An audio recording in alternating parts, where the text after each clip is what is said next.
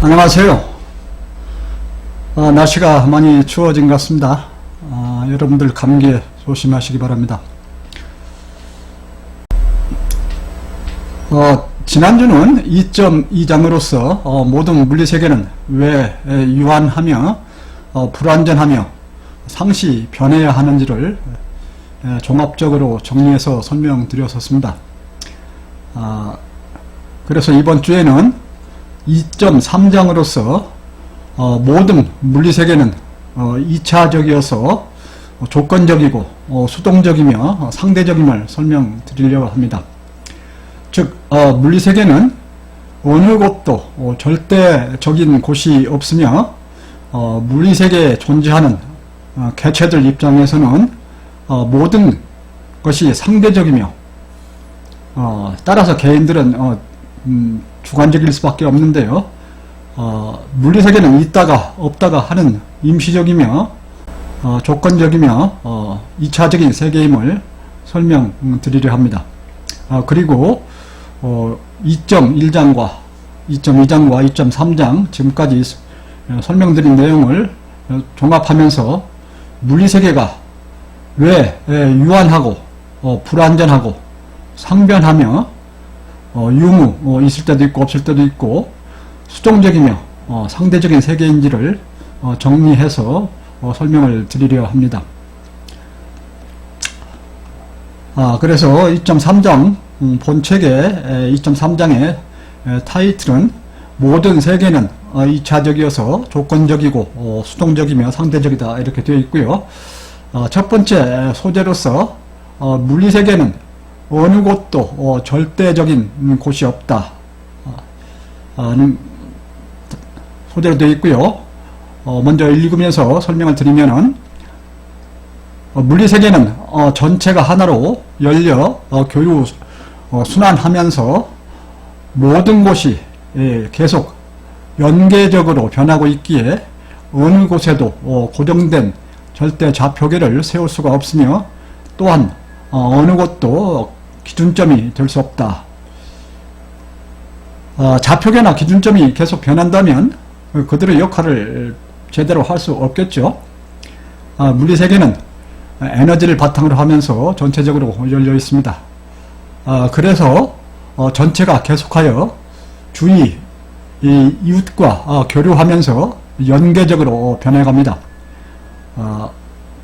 이처럼 전체적으로 연계되어 변해가는 물리세계에는 어느 곳에도 고정된 좌표계나 기준점을 설치할 수가 없습니다.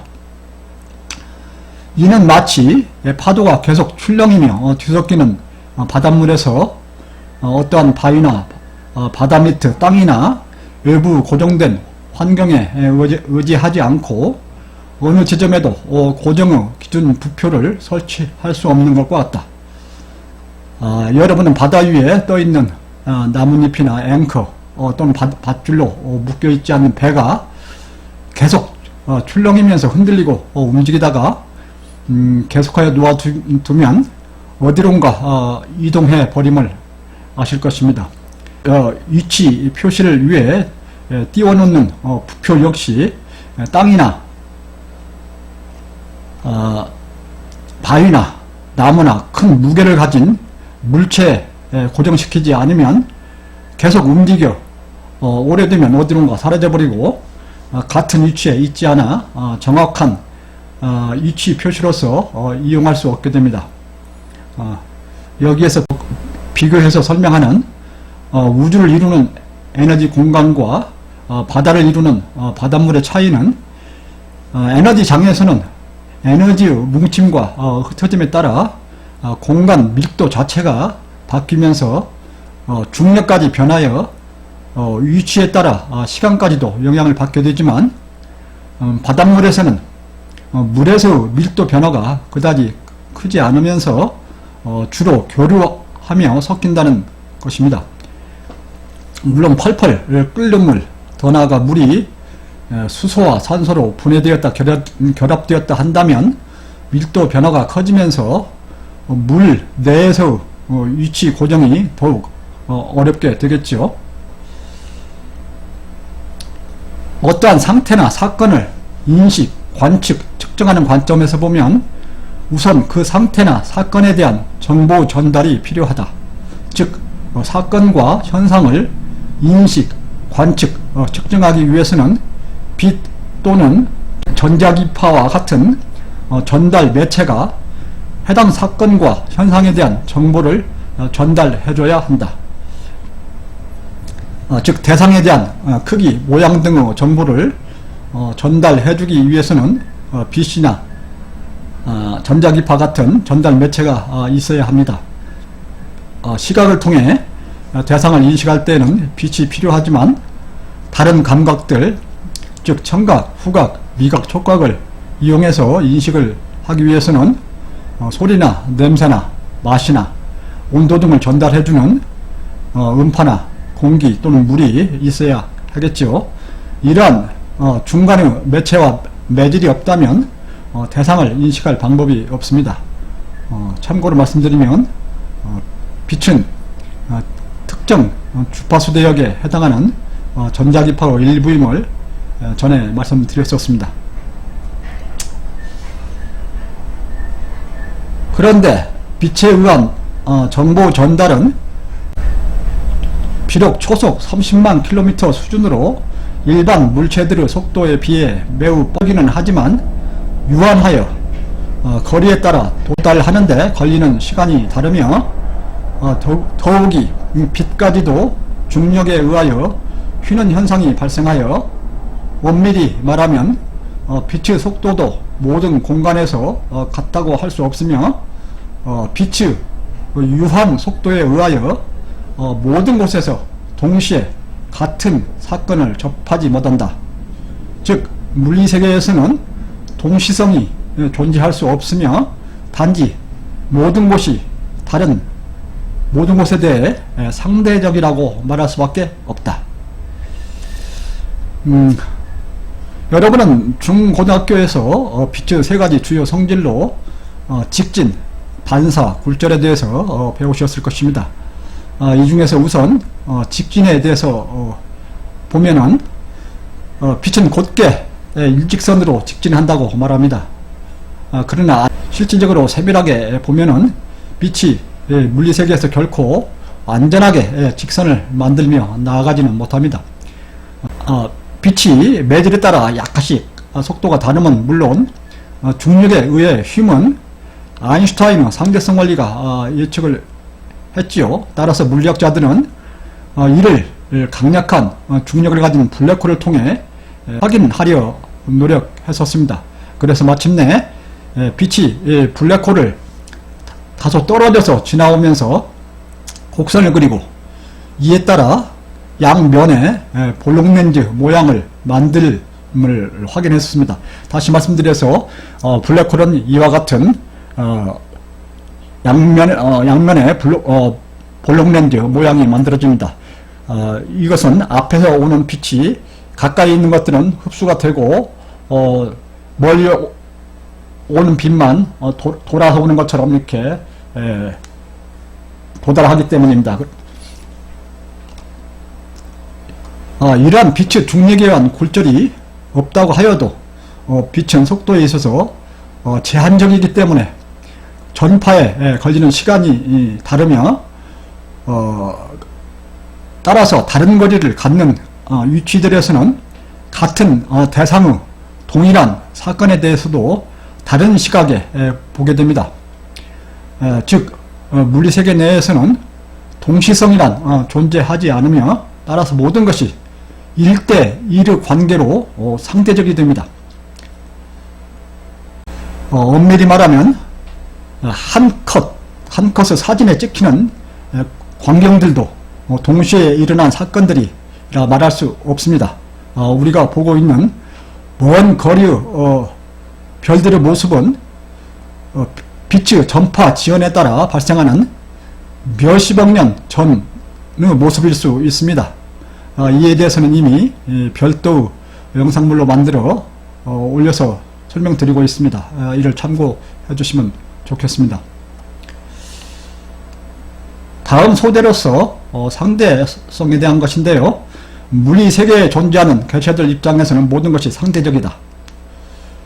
우주 모든 것은 언제나 최소한으로 미세 단위인 플랑크 길이와 시간으로 항시 상호 연계적으로 변하고 있을 뿐만 아니라 이미 두 곳을 동시에 인식, 관측, 측정하면서 비교한다는 것이 불가능하며 다른 두 곳에서 어느 한 곳을 공통으로 보고 있을 때도 결코 같은 곳을, 같은 현상을 보고 있다고 말할 수 없다. 보는 것에서 동시성이 존재할 수 없음에 대한 추가적인 설명이면서 동일한 거리로서 동시성이 존재한다고 하여도 대상이 계속 위치도 변하고 모양도 변하고 하기에 과거의 것을 보고 있으면서 동시에 정확하게 실체를 볼 수 없다는 그런 설명이 되겠습니다. 따라서 서로 떨어져 있는 곳에서 같이 본 것을 서로 비교하기 위해서는 또한 시간이 필요하지요. 왜냐하면 보게 된 정보를 서로 교환하고 비교 분석해야 하기 때문입니다. 또한 그 보는 위치, 방향에 따라 모양이 다르고 크기가 다를 수 있습니다. 따라서 다른 정보를 받게 되고요. 또한 대상물이 끊임없이 변하고 있어서 같은 거리에서 동시성을 갖추고 같은 대상을 보고 있다 해도 정확히 보면은 같은 것을 보고 있다고 말할 수가 없다, 이런 설명이 되겠습니다.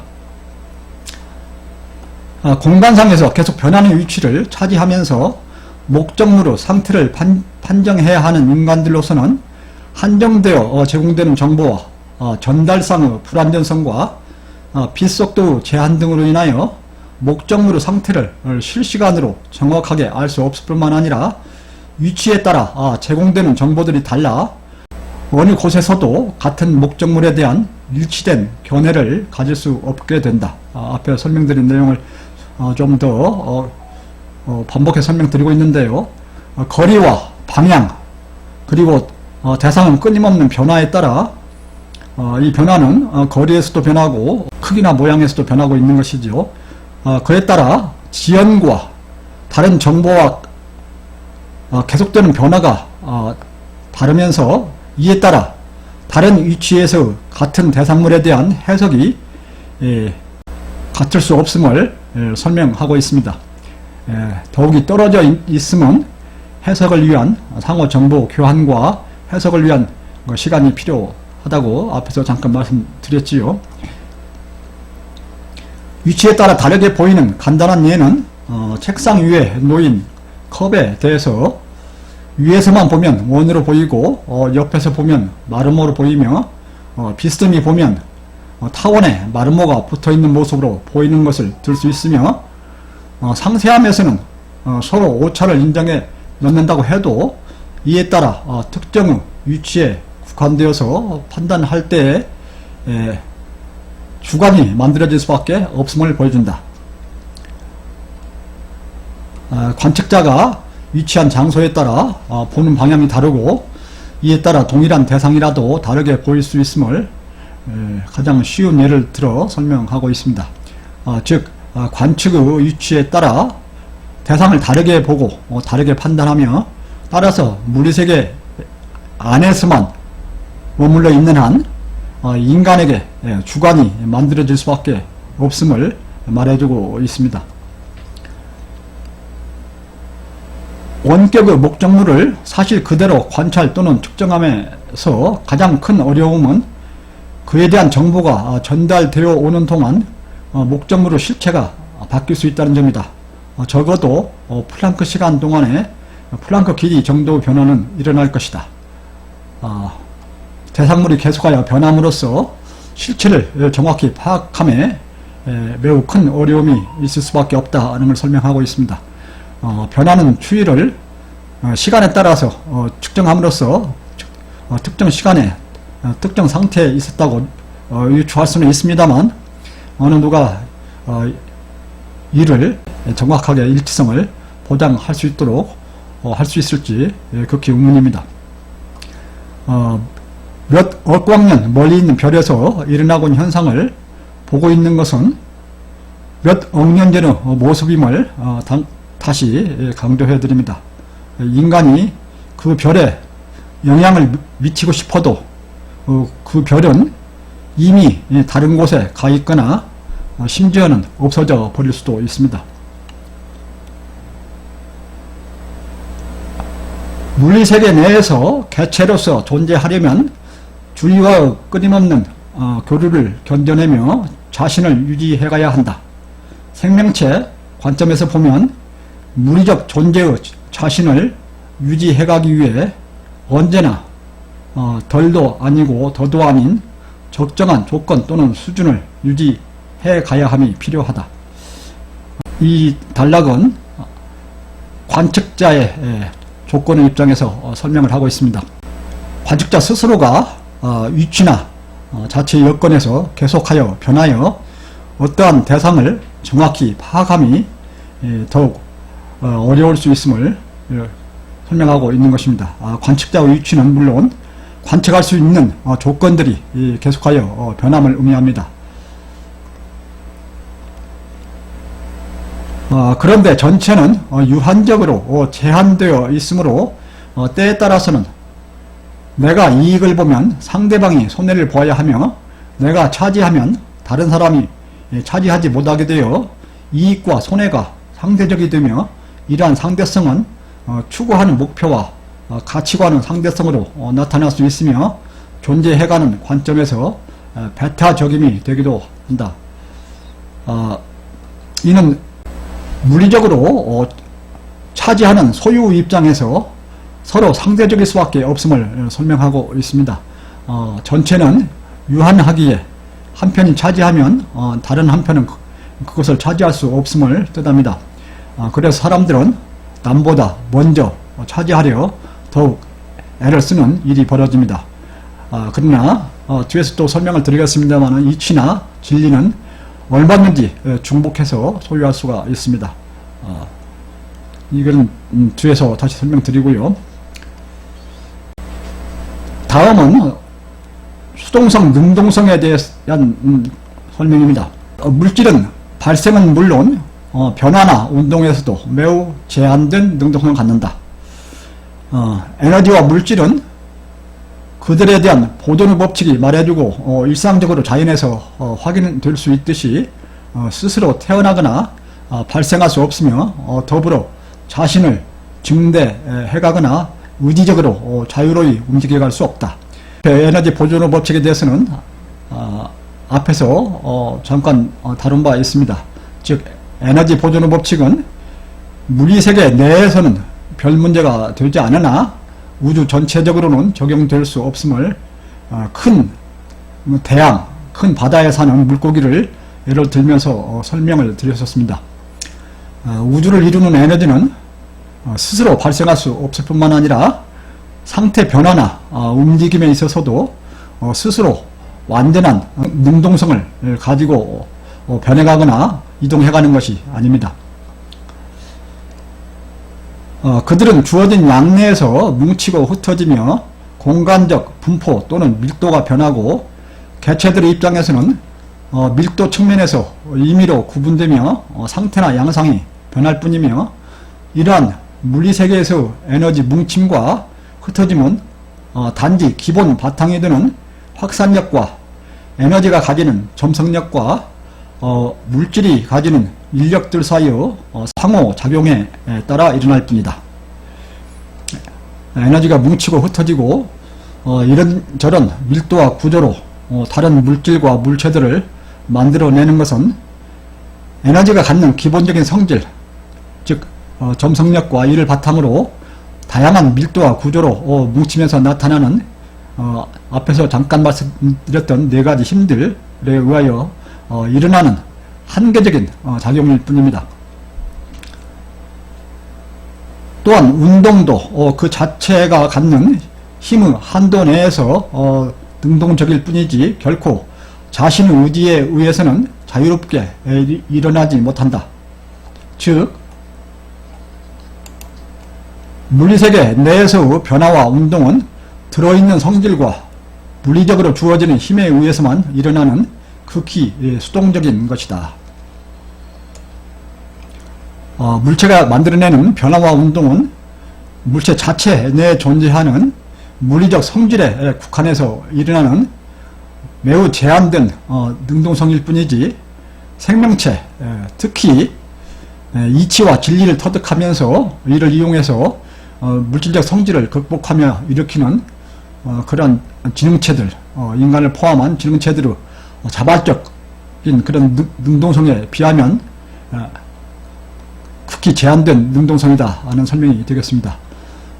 예로서 물체는 만율력이나 중력에 의해 서로를 끌어당기거나 전자기력의 반대 특성에 의해 서로 밀어내는 성질을 보일 뿐이지, 인간처럼 중력이나 전자기력을 극복하면서 그 반대로 움직이거나 활동할 수가 없는 것입니다. 순수 물질이 갖는 능동성과 생명체들이 갖는 능동성의 차이에 대해서는 3장의 생명편에서 보다 자세히 설명드릴 예정입니다. 이는 물리세계는 주어진 성질 외에는 매우 제한적인 능동성을 가짐을 의미하며 존재나 변화의 입장에서 결코 제2의 원천이 될 수 없음을 뜻한다. 즉 물리세계를 있게 하는 별도의 더욱 원천적인 존재가 있어야 자체가 존재도 하고 계속되는 변화도 일으킬 수 있음을 의미하게 된다. 특히 현재의 우리 우주가 매우 크면서 매우 엄청난 양의 에너지로 구성되어 있음을 고려할 때 더욱 그러하다.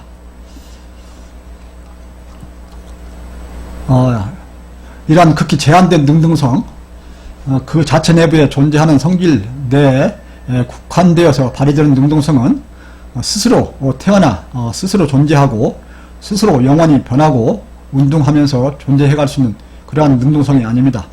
물론 생명체도 철저한 능동성은 아닙니다. 중간적인 존재입니다만 이것은 뒤에서 설명드리도록 하겠습니다. 이는 물리세계가 남에 의해 존재하게 되면서 주어지는 성질 내에서 주위 여건과 어울려 변해가는 매우 수동적인 존재로서 결코 원천적인 존재가 될 수 없으며 임시로서만 있다가 사라지는 2차적인 세계임을 확인해주게 됩니다. 스스로 존재하는 것이어야 원천적인 존재이고 영구적인 존재가 됩니다. 이치와 진리의 세계는 원천적이며 영구적인 세계입니다. 뒤에서 다시 계속 설명드릴 거고요. 물리세계는 있다가 없다가 하는 임시적이며 조건적이며 2차적인 세계이다. 물질은 기본적으로 있다가 없다가 하기에 물질로 구성되는 물리세계는 임의적이고 임시적인 세계이며 스스로 존재하지 못하는 조건적이며 2차의 세계이며 수동적인 세계이다. 지금까지 말씀드린 내용을 다소 종합해서 말씀드리고 있습니다. 임의적이고 임시로 존재하는 것들은 해당하는 조건들을 갖습니다. 조건이 있다는 것은 불완전하다는 것을 의미하고 불완전하다는 것은 변화가 일어난다는 것을 의미하고 변화가 일어나면 때로는 없을 수도 있다는 뜻이 됩니다. 또한 조건적이며 수동적이라는 것은 원천적인 존재가 못되면서 스스로 영구히 존재해갈 수 없다는 것을 의미합니다. 그러면서 2차적인 존재, 원천적인 존재가 아닌 2차적인 존재라는 것을 의미합니다. 모든 물리세계는 있다가 없다가 하는 임시적인 세계이며 조건적인 세계이며 2차적인 세계인 것입니다. 그에 비해서 이치의 세계, 진리의 세계는 인간은 물론 우주가 없더라도 스스로 존재하는 완전한 세계로서 조건을 갖지 않는 세계이며 원천적인 세계이며 변하지 않고 영구히 존재하는 세계입니다. 저는 이를 신의 세계라고 말하고 있고요. 따라서 우주 크기는 임의의 크기이고 개수는 임의의 개수일 수 있으며 다른 우주들은 서로 크기나 발생 시기나 소멸 시기가 다를 수 있고 각 우주 크기나 내부 구성은 다를 수 있다. 즉 우주는 우리가 사는 우주 이외에 다른 우주가 얼마든지 존재할 수 있으며 다른 우주들에서는 다른 물리 법칙이나 다른 물리 상수들을 가질 수 있으며 다른 생명체들이 존재할 수 있다. 임시로 존재하는 것들은 임의 시각에 임의의 크기와 모양으로 임의의 개수가 존재할 수 있어야 한다 하는 설명입니다. 그래서 우리 우주 내에 존재하는 물체들만 하여도 물체들이 그토록 다양한 크기의 다양한 모양으로 수시로 발생했다 사라지면서 임시 시각에 임의의 개수가 존재하게 되는 것입니다. 전체 우주에 있어서도 마찬가지입니다. 우리가 사는 우주 외에 다른 우주들이 다른 크기와 다른 모양으로 수시로 발생했다가 사라지며 존재할 수 있습니다. 이것이 현대 물리학에서 일부 과학자들이 말하는 유니버스가 아닌 멀티버스에 대한 기본 개념입니다. 다른 우주들에서는 발생과 존재 여건이 달라서 다른 물리법칙과 물리상수들이 존재할 수 있습니다. 물리법칙과 물리상수들은 물리적 여건에 따라서 정해지는 것들이기 때문입니다. 그래서 물리세계의 특성을 종합적으로 정리해 보겠습니다. 줄여서 말하면 물리세계는 유한하기 때문에 불완전하고 불완전하기 때문에 항상 변하고 항상 변하기 때문에 있을 때도 있고 없을 때도 있고 또한 스스로 존재하지 못하기 때문에 수동적이고 또한 전체가 같이 열려서 변해가기 때문에 그 내부에서는 모든 것이 상대적이 된다 하는 뜻이 되는데요. 읽어보겠습니다. 앞장과 더불어 2장의 내용을 종합하면 물리세계는 유한하며 따라서 불완전하며 물질로서 양자적으로 나타나고 항상 변하면서 때로는 없을 수도 있는 임시적인 세계이다. 물리세계는 기본적인 힘 등 물리적 성질이 있는 한도 내에서 능동적일 뿐 발생에 있어서나 변화에 있어서 외부에 의존되는 매우 수동적인 세계이다.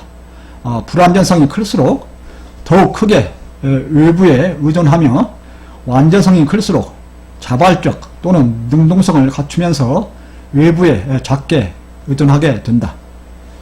물리세계는 전체가 하나로 연계되어 계속 변해가는 세계이므로 내부 어느 것도 전체에 대해서 부분을 이루면서 항상 특수한 조건에 있게 되며 어느 것도 전체의 기준점이 되거나 다른 것을 올바르게 인식, 관측, 평가할 수 없는 상대적인 세계가 된다. 물리세계는 전체든 내부에 존재하는 개체든 세밀히 들여다보고 정확히 알려 할수록 존재가 모호해지거나 실체가 없어지면서 임시로 존재하는 2차의 세계에 해당하므로 보다 원천적이고 더욱 능동적인 다른 세계의 존재를 필요로 한다. 이거는 뒤에로 이어지는 그런 내용까지 포함하고 있습니다. 우주 내에 존재하는 모든 개체가 모양은 물론 성질이 다르다는 것, 이들의 다양한 정도 차이가 있음에 따라 상대적인 극이 존재할 수 있다는 것, 이들에 의해 양면성, 대칭성, 음양 개념이 존재할 수 있으며 인간이 물리세계를 벗어나지 못하는 한 상대적 가치관을 벗어나지 못하면서 소위 주역이나 음양 오행설 같은 이론들이 나타나기도 하고 개체의 존재의 관점에서는 적정성과 조화와 중용과 중도가 요구되게 됩니다. 이들에 대해서는 앞으로 보다 구체적으로 설명이 있게 될 것입니다.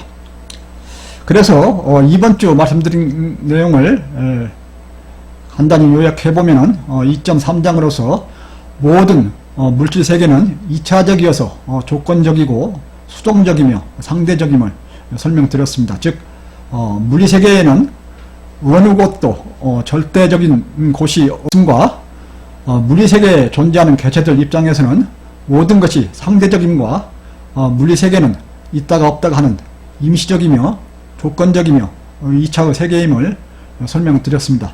그리고 지금까지 2.1장과 2장과 3장을 종합하면서 우리 세계가 유한하고 불완전하고 상변하고 윤무적으로 존재하고 수동적이고 상대적인 그런 세계임을 정리해서 말씀을 드렸습니다. 다음 주에는 2.4장으로서 자연법칙, 물리적 존재와 변화에 대한 인과율에는 불변의 이치가 들어있다로서 물리세계에 존재하는 4가지 힘인 만유인력, 전자기력, 핵력, 양력에 대해 설명을 드리고 자연법칙 또는 물리법칙이라는 것이 무엇인지, 그리고 자연법칙이 어떻게 그 내부에 변하지 않는 이치를 포함하면서 신의 세계를 물질의 세계로 있는지에 대해 설명을 드리려 합니다. 즉 임시로 존재하는 물리세계에 대한 법칙이 결코 변하지 않는 이치의 세계를 어떻게 포함하면서 물리세계와 신의 세계가 연결되는지에 대해서 설명을 드리려고 합니다. 이상으로 이번 주 마치겠습니다. 감사합니다. 다음 주에 또 뵙도록 하겠습니다.